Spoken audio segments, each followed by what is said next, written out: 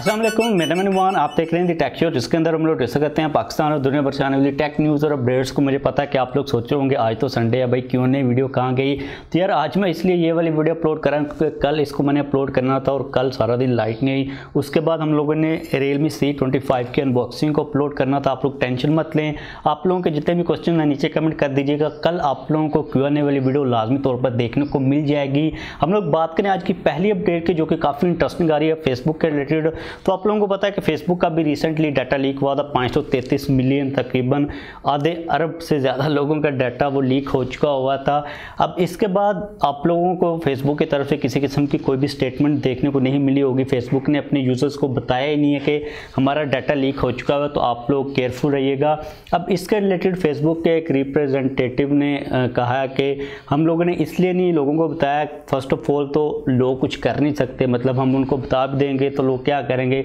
उसके अलावा उन्होंने ये कहा है कि हमें ये चीज़ कंफर्म नहीं है कि कौन कौन से लोगों का डाटा लीक हुआ है, मतलब कि फुल ठंड माहौल है फेसबुक के ऊपर। आप लोगों को तो इसलिए पता ना कि आप लोगों को मैंने बता दिया था। इसके अलावा जो नॉर्मल बंदा जो टेक्चर की इतनी ज़्यादा वीडियोज़ नहीं देगा, उसको किसी किस्म का कोई आइडिया नहीं है। मुझे पर्सनली तो लगता है कि फेसबुक के खिलाफ केस होना चाहिए। भाई आपका डाटा इतना ज़्यादा इंपॉर्टेंट लीक क्यों हुआ? क्योंकि आपकी email address, location, phone number, date of birth, ये कोर इन्फॉर्मेशन होती है। इसकी बेस के ऊपर आप लोग किसी का भी अकाउंट हैक कर सकते हो। इसके अलावा मार्क ज़करबर्ग साहब खुद तो सिग्नल को यूज़ कर रहे हैं, तो चीज़ें काफ़ी इंटरेस्टिंग और काफ़ी अनोइंग हैं।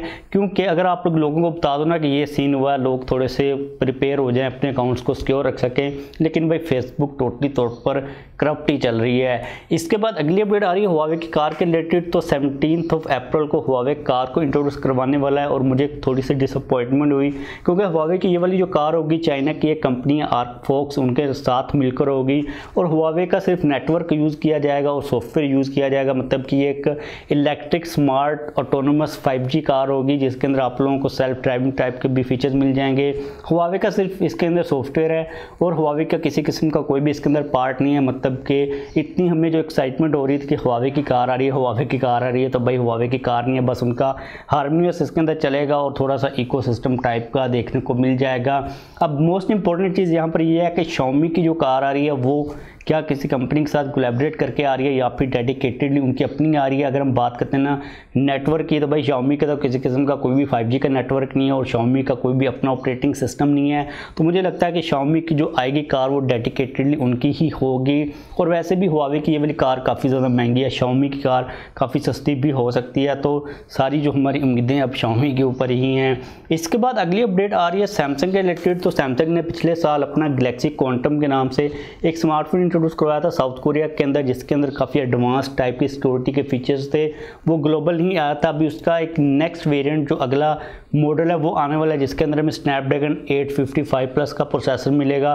उसके अलावा जो डिज़ाइन है वो काफ़ी हद तक सैमसंग का नॉर्मल डिज़ाइन ही है, लेकिन ये ग्लोबल तो आएगा नहीं, इसलिए हमें इसके बारे में इतनी ख़ास बात करने की भी ज़रूरत नहीं है। इसके बाद अगली अपडेट काफ़ी इंटरेस्टिंग आ रही है आईफोन 11 प्रो के रिलेटेड। तो पता नहीं कहाँ से ट्विटर के ऊपर किसी ने पिक्चर्स लगाई हुई थी, जिसके अंदर आईफोन 11 प्रो की बैक साइड के ऊपर जो एप्पल का लोगो था वो नॉर्मल पोजीशन के ऊपर नहीं था, वो थोड़ा सा मिस प्रिंट हुआ था।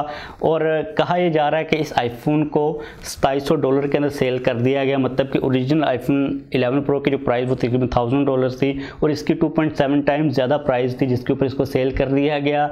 अब ये काफ़ी इंटरेस्टिंग चीज़ है कि एप्पल का लोगो मिस प्रिंट हुआ हो, मतलब कि जगह ही बदल गई। और मैंने पहली दफ़ा इस किस्म की कोई भी पिक्चर देखी और ये ओरिजिनल आईफोन है, मतलब कि कॉपी शॉपी नहीं है, एप्पल का ही प्रोड्यूस्ड आईफोन है। तो कहा यह जा रहा है कि इस किस्म के जो चांसेस होते हैं वो 100 मिलियन से एक होते हैं, मतलब कि काफ़ी रेयर होते हैं। आप लोग नीचे कमेंट्स के अंदर बताओ कि आप लोगों को अगर ये आईफोन मिलता है बाय करने के लिए, क्या आप इसको बाय करोगे या फिर नहीं करोगे? मैं तो पर्सनली तो वो बाय नहीं करूँगा भाई, काफ़ी वियर्ड सी जगह लग रही थी, लेकिन ये एक यूनिक चीज़ थी इसलिए इसकी जो प्राइस थी वो हायर चली गई। इसके बाद अगली अपडेट आ रही है, ये भी आईफोन के रिलेटेड आ रही है, लेकिन आईफोन 13 के रिलेटेड आ रही है, जो कि कहा जा रहा है कि सैमसंग प्लस LG एप्पल को डिस्प्लेस प्रोवाइड करेंगे। और ये जो काफ़ी लंबा नाम है LTOP OLED डिस्प्लेस होंगे। ये हमें आईफोन 11 नहीं, हम 13 के ऊपर मूव हो चुके हैं। 13 और 13 प्रो और प्रो मैक्स के अंदर मिलेंगे, जो कि अडाप्टिव हाई रिफ्रेश रेट के साथ आएंगे। मतलब कि 10 हर्ट्ज से लेके 120 हर्ट्ज तक वेरी करेगा, और जो सिंपल 13 और मिनी टाइप होंगे उनके अंदर कोई हाई रिफ्रेश रेट का सीन नहीं होगा। इसके बाद अगली अपडेट है काफ़ी ज़्यादा इंटरेस्टिंग है, जो कि आ रही है टॉप सेलिंग स्मार्टफोन के रिलेटेड। अभी रिसेंटली एक रिपोर्ट सामने आई है जनवरी 2021 के अंदर, जिसके अंदर बताया गया कि भाई जनवरी के मंथ के अंदर कौन से स्मार्टफोन्स टॉप सेलिंग रहे हैं। और भाई यहाँ पर 3 कंपनीज डोमिनेट कर रही हैं हमेशा की तरह, एप्पल, सैमसंग और शाओमी। अगर हम बात करते हैं टॉप सेलिंग स्मार्टफोन की तो वो है आईफोन 12, दूसरे नंबर के ऊपर है 12 प्रो मैक्स, तीसरे नंबर के ऊपर है 12 प्रो, चौथे के ऊपर आईफोन 11, पांचवें के ऊपर Redmi 9A, मतलब कि मिड रेंज वाला, मिड रेंज भी हम लोग इसको कहेंगे, बजट बेसिक एक फ़ोन है। उसके अलावा छठे नंबर के ऊपर Redmi 9 है, सातवें के ऊपर Samsung A21s, आठवें के ऊपर आईफोन 12 मिनी और नौवें के ऊपर Samsung A31, 10वें के ऊपर आईफोन SE 2020। अब यहाँ पर जो आईफोन 12 मिनी है इसको तो एप्पल ने डिसकंटिन्यू कर दिया हुआ है, क्योंकि आईफोन 12 सीरीज़ के जो दूसरे 3 वेरियंट्स हैं वो तो टॉप 3 पोजीशंस के ऊपर हैं, लेकिन जो 12 मिनी है वो 8वें नंबर के ऊपर चल रहा है। अब देखते हैं कि अगली जो रिपोर्ट्स आती हैं उनके अंदर कौन से स्मार्टफोन्स टॉप सेलिंग होते हैं, क्योंकि अगर हम लोग बात कर लेते हैं ना जनवरी की, तो जनवरी तक कोई अच्छे स्मार्टफोन्स आए भी नहीं थे। ये सारे के सारे वो स्मार्टफोन्स हैं जो कि पिछले साल वाले हैं। उसके बाद काफ़ी अच्छे स्मार्टफोन्स आए हैं मार्केट के अंदर। तो लेट्स से कि 2021 के अंदर कौन सा स्मार्टफोन टॉप सेलिंग रहता है। ओवरऑल मुझे लग रहा है कि आईफोन 12 जो है ना अभी फर्स्ट पोजीशन के ऊपर है, ये फर्स्ट के ऊपर ही रहने वाला है। एप्पल को पीछे छोड़ना काफ़ी ज़्यादा मुश्किल है।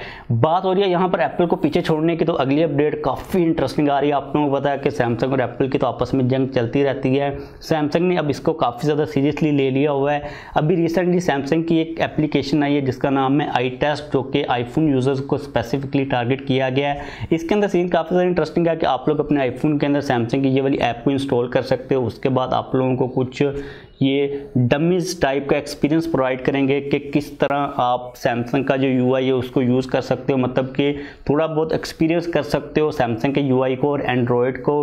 और अब पता नहीं है सैमसंग का ये वाला मूव किस तरह परफॉर्म करता है, लेकिन अभी कुछ देर पहले टिम कुक ने ये कहा था कि बहुत ज़्यादा अमाउंट के अंदर लोग एंड्रॉयड को छोड़कर आईफोन के ऊपर स्विच हुए हैं। और मैं भी अपने पर्सनली काफ़ी दोस्तों को जानता हूँ जो कि पहले एक एंड्रॉयड फ़ोन को यूज़ कर रहे थे, सैमसंग के फ़ोन्स को भी यूज़ कर रहे थे, जो कि आईफोन के ऊपर स्विच हुए हैं।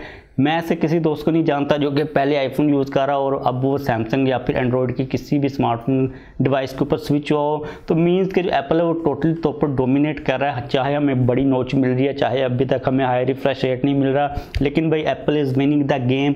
अब मुझे समझ नहीं आती कि सैमसंग का ये मूव कितना काम करेगा। मुझे लगता नहीं है कि ये काम करेगा, क्योंकि भाई सीधी सी बात है सभी लोगों ने सभी फ़ोन्स को यूज़ किया हुआ है और जो सेटिस्फेक्शन का रेट है ना आईफोन के यूज़र्स का वो तकरीबन 98% है। और अगर हम बात कर लेते हैं सैमसंग का या फिर ओवरऑल एंड्रॉयड का, तो भाई वो काफ़ी ज़्यादा कम है। और ऐसे सीन के अंदर लेट्स सी के क्या होता है। और एक इंटरेस्टिंग चीज़ यहाँ पर ये भी है कि उस डमी एप्लीकेशन के अंदर सैमसंग वाले ने फोर्टनाइट को भी रखा हुआ प्ले स्टोर के ऊपर, क्योंकि फोर्टनाइट को एप्पल ने रिमूव कर दिया ऐप स्टोर से। तो सैमसंग भाई फुल टीजिंग के ऊपर उतरा हुआ है, लेकिन लेट्स सी के रिजल्ट्स क्या निकलते हैं। इसके बाद अगली जो अपडेट आ रही है ये मुझे काफ़ी ज़्यादा फनी लग रही थी।